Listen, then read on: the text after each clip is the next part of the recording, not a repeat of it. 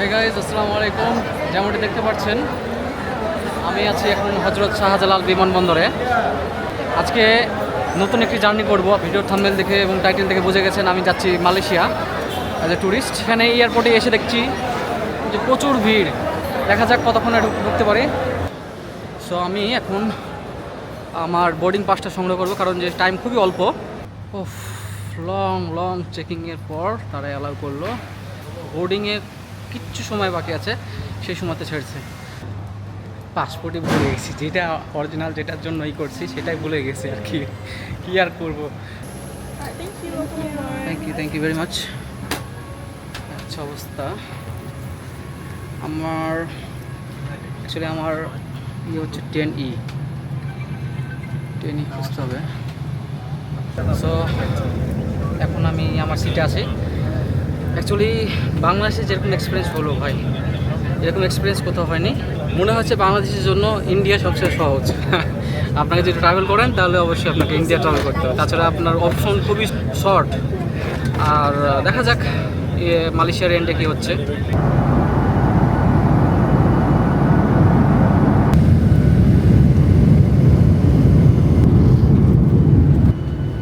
Good morning from Malaysia.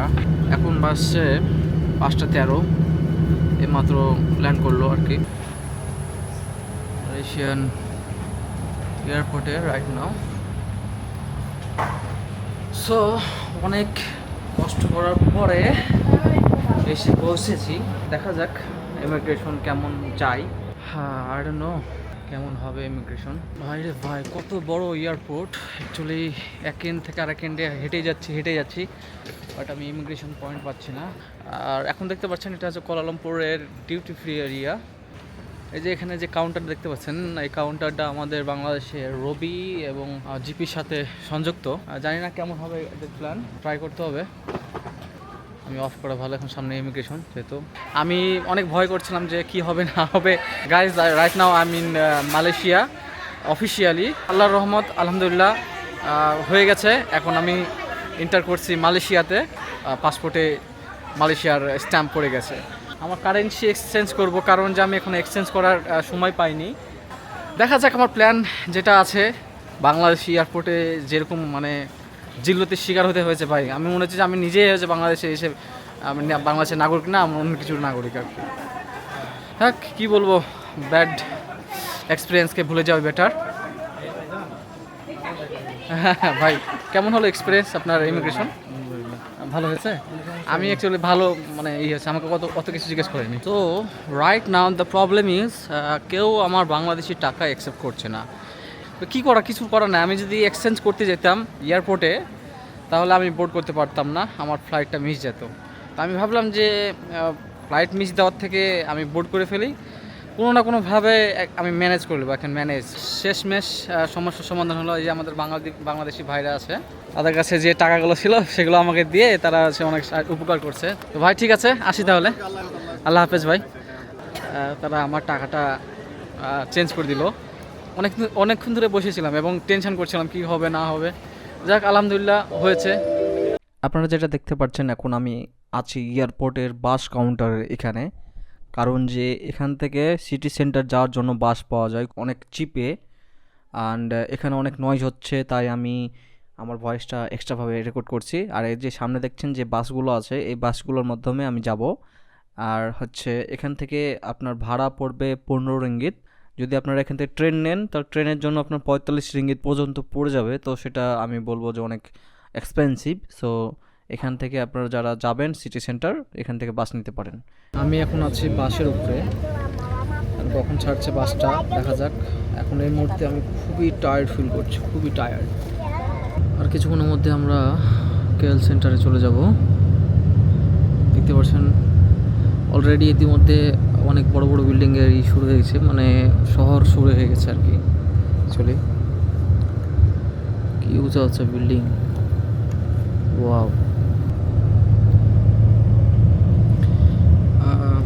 মালয়েশিয়াতে নামার পর একটা জিনিস আমি লক্ষ্য করলাম, সেটা হচ্ছে এখানকার আবহাওয়া, weather is too hot compare to our country, like compared to Bangladesh. Weather is too hot over here. So হ্যাঁ, ওয়েদার ওয়ার্ড আছে, দেখা যাক কীভাবে ম্যানেজ করি। বাসে আমাদেরকে এখানে নামিয়ে দিয়েছে, bus station.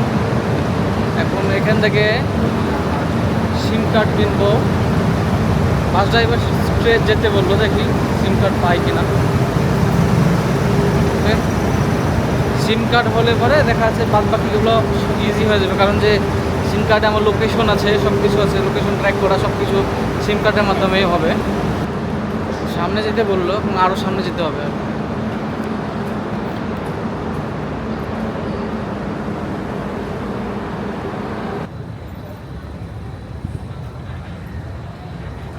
Look at the view, beautiful view, but এই জায়গাতে দেখা যাক কোনো সিম কার্ড পাওয়া যায় কিনা।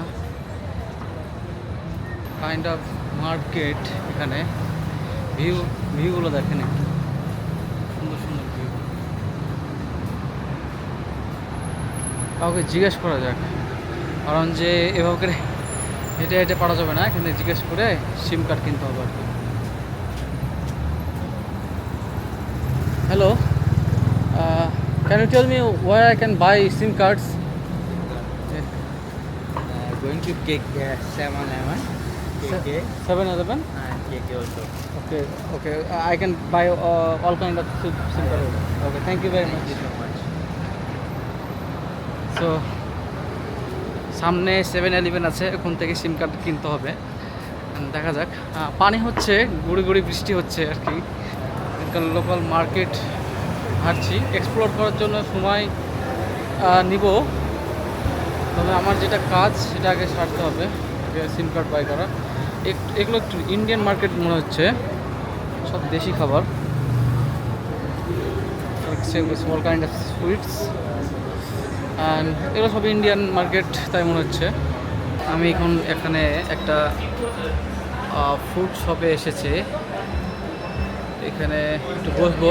এখন আছি চায়না টাউনে। মার্কেট থেকে আমি সিম কিনলাম, ডিজি সিম যেটা আছে, ডিজি নাম আর। তো ওটাতে 35 রিঙ্গিত পড়ে গেল, 1 মাসের প্যাকেজ সহ, 30 GB ডেটা। ঠিক আছে, এখন এই যে এটা হচ্ছে চায়না টাউন। এখন আমি যাচ্ছি আমার হোস্টেলের দিকে আর কি। প্রচুর বৃষ্টি হচ্ছে, আমাদের এখানে আম শেষ, দেখুন আম বিক্রি করছে। ওকে, আমার হোস্টেল চলে আসছে, এখানে হচ্ছে এটা আমার হোস্টেলে যাই, রুমে যেয়ে আপনাদের সাথে কথা হচ্ছে। সো এখন আমি আমার রুমে আছি, বেশি কথা বলতে পারবো না, কারণ পাশের অনেক গেস্ট শুয়ে আছে। তো আমি এখন আসছি একটা রেস্টুরেন্টে খাওয়া শেষ করলাম। খাওয়া দাওয়া শেষ করে যেখানে আছে সেখানে হচ্ছে লকারে তালা কিনছি আর কি। তালা কিনে এখন যাবো রুমের দিকে। খাওয়া দাওয়া শেষ, এখন একটু যে ঘুম পারবো। খাবার দাবার খেয়ে বের হলাম। Food was good. একটা ইন্ডিয়ান রেস্টুরেন্টে গেছিলাম, এখানে আশেপাশে বাঙালি রেস্টুরেন্ট তেমন আমি পাইনি, তবে 10 রিঙ্গিত নিল ফ্রাইড রাইসের জন্য, 2.5 রিঙ্গিত নিল পানির জন্য। এখন হচ্ছে আমাকে আশেপাশে বাঙালি রেস্টুরেন্ট খুঁজতে হবে, যাতে করে খেতে পারি আর কি ভালো মতন করে। এখন আমি হোস্টেলের কাছে যাচ্ছি, যে আরাম করে ঘুমাবো, তারপরে একটু কাজ করব, কাজ করে বের হবো।